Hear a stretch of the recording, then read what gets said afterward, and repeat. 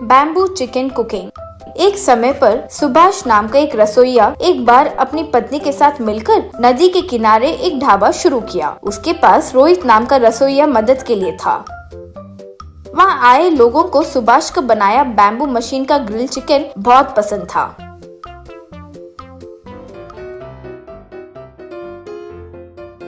एक कस्टमर सुभाष से, सुभाष जी, ये नदी के किनारे ये ग्रिल चिकन खाने का मजा, वाह, अलग ही मजा है जी। ऊपर से ये बैम्बू मशीन का आइडिया बहुत अच्छा है जी, वाह। रोज रोज उस ढाबा पर ज्यादा लोग आने लगे। एक बार सुभाष के पास उसे मुर्गी सरफराज करने वाला मुर्गियों का व्यापार आकर, क्यों भाई सुभाष, दिन ब दिन आपका व्यापार बढ़ता ही जा रहा है। तुम्हें देखकर मेरा भी मन करता है कि ढाबा शुरू कर लो भाई, तुम सपोर्ट करोगे? श्रीमान, आप मुर्गियों का व्यापार कीजिए, वही आपके लिए सही है। यहाँ बहुत सारा काम होगा, वो सब मेहनत करना पड़ता है। वो मेहनत मैं कर लूंगा भाई, तुम बस वो बैम्बू मशीन बनाकर दे दो, बस बाकी का मैं चला लूंगा।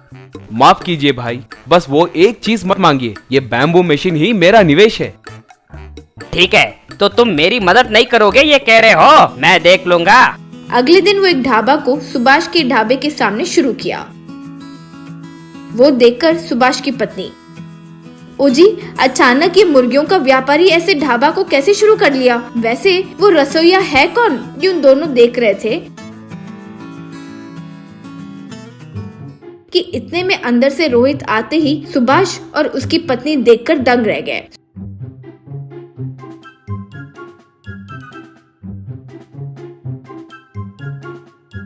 सुभाष तब रोहित के पास आकर, ये क्या रे, एक बार तो बता सकते थे ना। अगर तुम्हें ढाबा शुरू ही करना था तो हमसे कह सकते थे ना, हम ही कोई प्लान बना कर देते ना।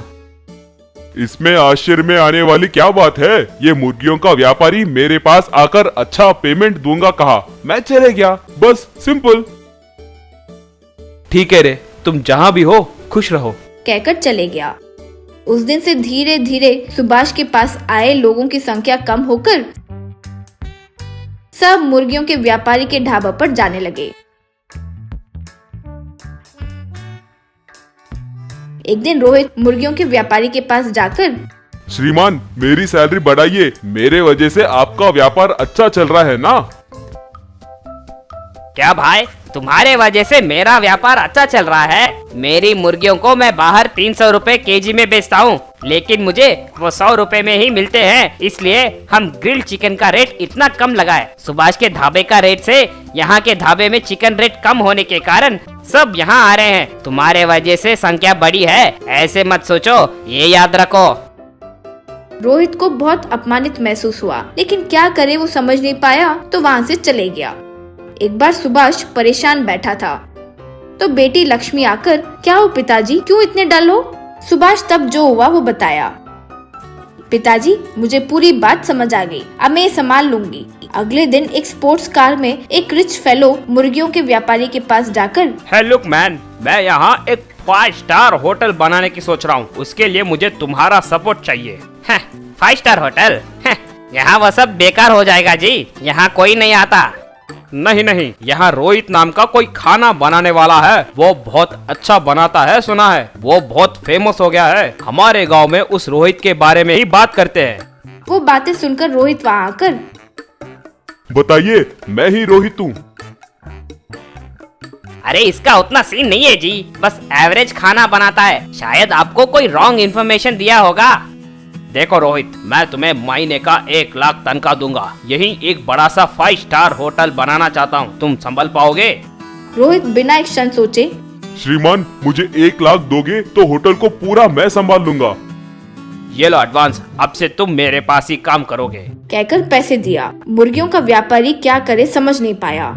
मुर्गियों का व्यापारी कई खाना बनाने वाले को लेकर आया, लेकिन कोई भी ठीक से खाना नहीं बनाने के कारण व्यापार ठीक से नहीं चला, तो वो ढाबा को बंद कर दिया। शहर में वो रिच फेलो लक्ष्मी को, सुभाष को रोहित के पास लेकर आया। रोहित उन तीनों को देखकर पूरा प्लान समझकर, ओ सुभाष, क्या प्लान बनाए, वाह, आखिरकार मुझसे होटल बनवा रहे हो, मुझ पर विश्वास करने के लिए बहुत बहुत शुक्रिया। तब से रोहित उस 5 स्टार होटल में अच्छे से व्यापार करके जीने लगा।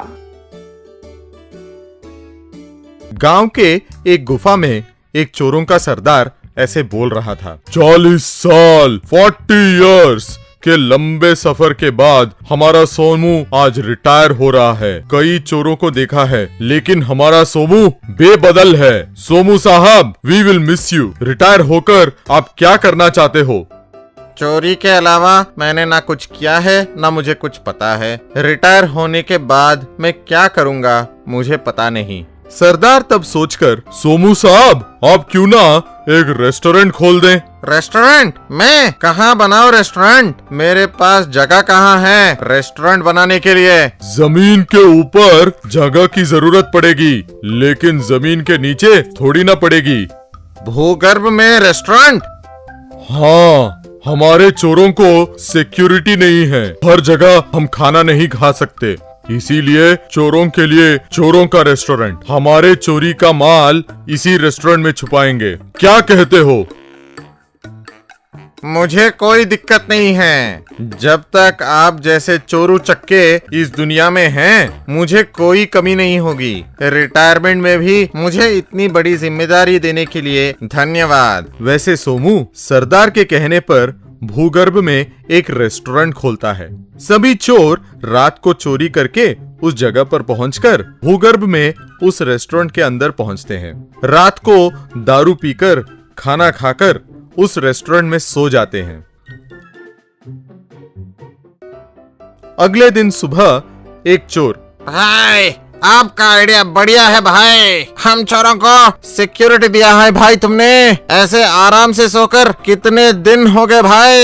ये सिर्फ मेरा किया धरा नहीं है। हमारे सोमू नहीं होते तो हम इतने आराम से नहीं सो पाते। इतने में जमीन के ऊपर पुलिस सायरन सुनाई देती है।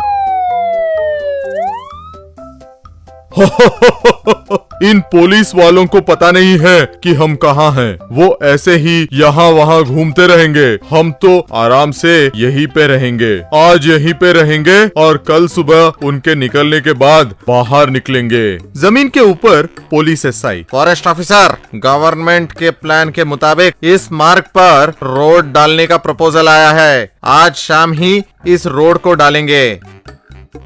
श्योर सर, रोड अच्छे क्वालिटी का बनाइएगा।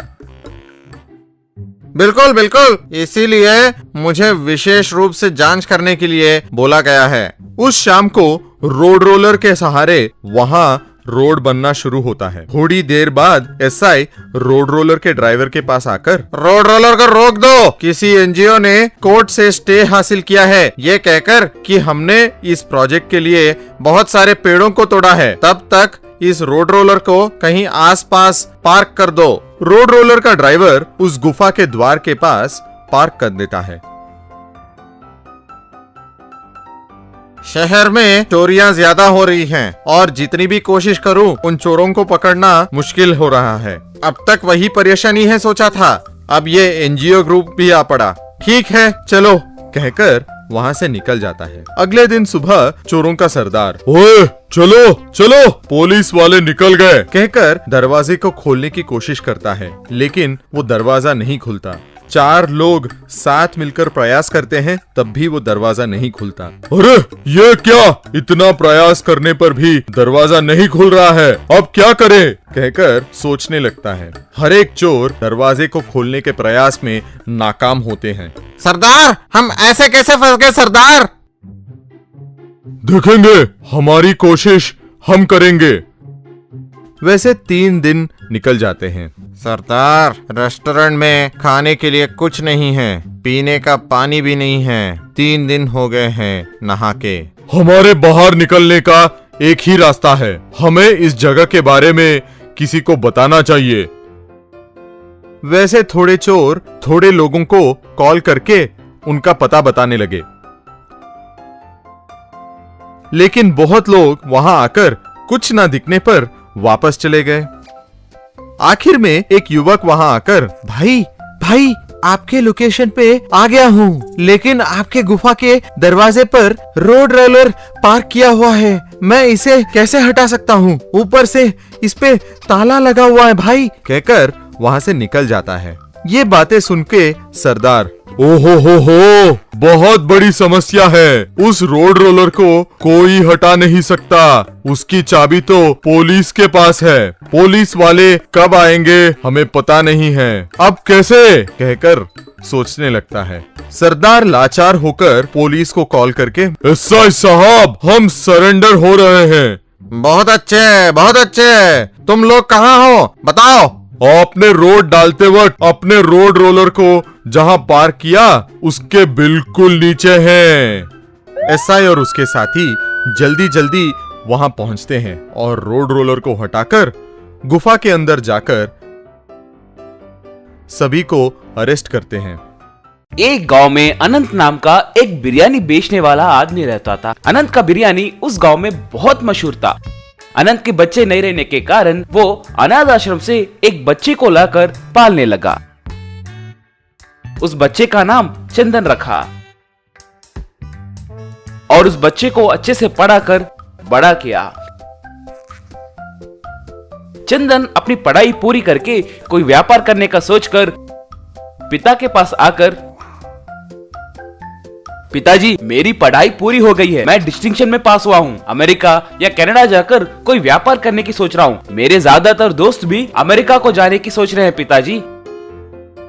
अमेरिका क्यों रे, हमारे देश में ही व्यापार कर सकते हो ना, तब हमारा देश भी तरक्की करेगा ना। यहाँ सौलते कहाँ है पिताजी? हम जाकर किसी को हमारे पास व्यापार करने का एक अच्छा आइडिया है कहकर बोले तो ये लोग हंसने लगे हैं पिताजी। इसीलिए अच्छे से अच्छे बुद्धिमान लोग अमेरिका में ही सेटल हो जा रहे हैं। ऐसे नहीं बेटा, मैं जो काम बोल रहा हूँ वो करने के बाद तुम जरूर अमेरिका जाओ, मगर उससे पहले तुम यहाँ पर एक व्यापार शुरू करो। अगर तुम यहाँ सफल हुए समझो तो तुम दुनिया में कहीं पर भी सफल हो सकते हो। चंदन तब अच्छे से सोचकर, यहाँ कौन सा व्यापार शुरू करूँ पिताजी? दूसरा कोई व्यापार क्यों रे, अपना बिरयानी सेंटर बिजनेस है ना, उसे पूरे देश में फैलाओ। डरने की जरूरत नहीं है, क्योंकि हमारे पुराने कस्टमर्स हमारे पास ही आकर खाएंगे ना। चंदन ठीक है कहकर अनंत बिरयानी व्यापार को और आगे बढ़ाने के लिए बहुत मेहनत करके दिन रात अच्छे से सोचकर स्विगी, जोमैटो जैसे ऑनलाइन फूड डिलीवरी वालों से बात करके अपने बिरयानी सेंटर को उनसे जोड़ा। बहुत कम दिनों में ही अनंत बिरयानी पॉइंट में बहुत सारी बिरयानी के ऑर्डर्स आने लगे और फूड डिलीवरी बॉयज लाइन में आकर खड़ा होने लगे। अनंत बिरयानी कम समय में ही बहुत मशहूर हुआ। लगभग सारे गाँव में अनंत बिरयानी सेंटर के ब्रांचेस खुलने लगे। एक बार अनंत चंदन से, चंदन, तूने तो चमत्कार कर दिया है रे, बहुत कम दिनों में ही हमारे बिरयानी को पूरे प्रदेश में मशहूर कर दिए हो, कहकर उसकी प्रशंसा करने लगा। एक बार चंदन अपनी प्रेमिका हेमा के पास आकर, हेमा, हमारे प्यार के बारे में अपने पिताजी से बात की। मैंने उन्हें बताया डियर, तुम the great Anant biryani centre के मालिक के बेटे हो कहकर उनसे कहा। वो 5 मिनट में आएंगे बोले थे। वो देखो मेरे पिताजी बातों में ही आ गए। हेलो अंकल, मेरा नाम चंदन है। Hello Chandan, nice meeting you, कहकर हाथ मिलाया।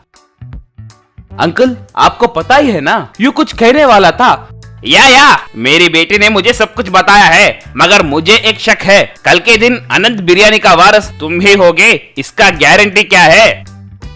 आप क्या बात कर रहे हैं अंकल? मैं उनका बेटा हूँ।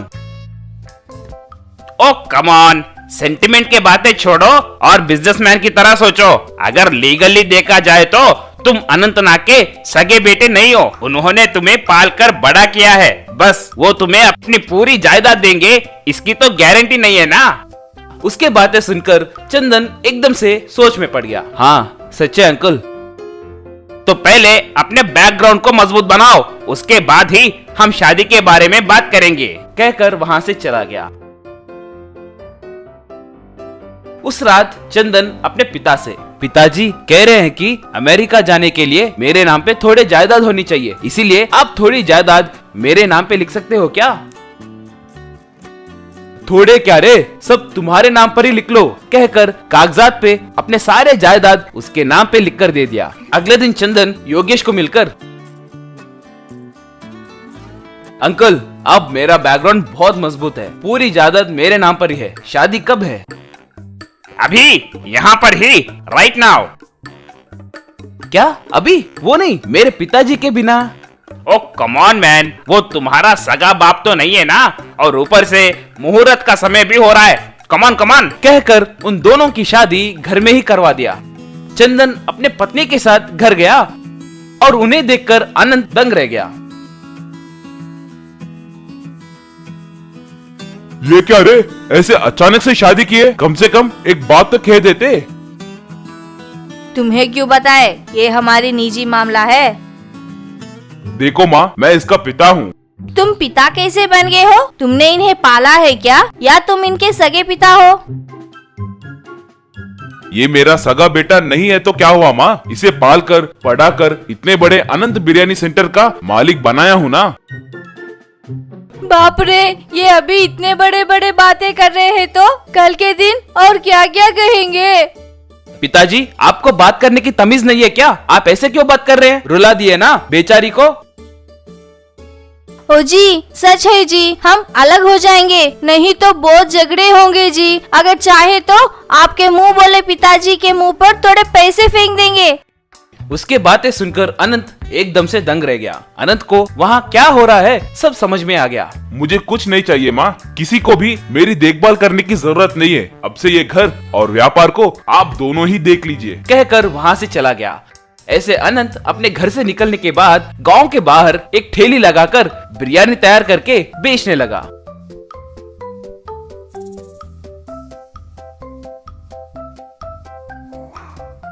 व्यापार भी ठीक ठाक ही चलने लगा। आए थोड़े कस्टमर्स को अच्छे से बिरयानी बेचने लगा। बगल वाले स्कूल के गरीब बच्चों को मुफ्त में बिरयानी खिलाने लगा। थोड़े दिनों के बाद अनंत बिरयानी धीरे धीरे वहाँ पर मशहूर होने लगी। एक दिन एक बड़े कार में एक अमीर आदमी आकर, अंकल मुझे एक प्लेट बिरयानी दीजिए। अनंत उस आदमी को बिरयानी दिया। वो अमीर आदमी बिरयानी खाकर, वाह अंकल, इतने सालों के बाद भी आपके बिरयानी का स्वाद नहीं बदला है। आप मेरी एक मदद कर सकते हो क्या? मैं एक बिरयानी सेंटर खोलने की सोच रहा हूँ, उसे आपको ही चलाना होगा, कहा और अपने बिरयानी बिजनेस लगाने के प्लान के बारे में बताया। अनंत अच्छे से सोचकर ठीक है कहा। वो अमीर आदमी उनका धन्यवाद करके कल ही आकर काम के बारे में बात करूंगा कहकर वहाँ से निकल गया। और दूसरी तरफ चंदन दुखी होकर हेमा से, दिन ब दिन हमारे बिरयानी के सेल्स गिरते जा रहे हैं, हमारे ग्राहक बिरयानी का स्वाद पहले के जैसे नहीं है कहकर होटल आना ही बंद कर दिए। लगभग हमारा व्यापार खत्म हुआ है। सोचो, तुम्हारे पिताजी से थोड़े पैसे एडजस्ट करने के लिए पूछोगे क्या?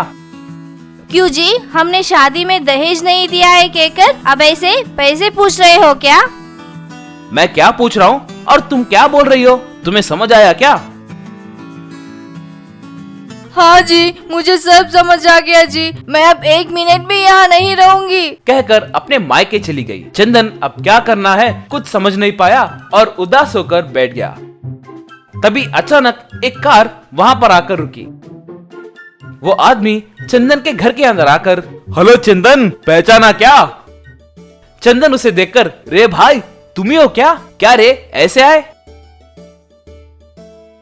अभी अभी एक अच्छी डील हुई है रे, उस भगवान की कृपा से मैं फिर से बिरयानी बिजनेस शुरू करने वाला हूँ।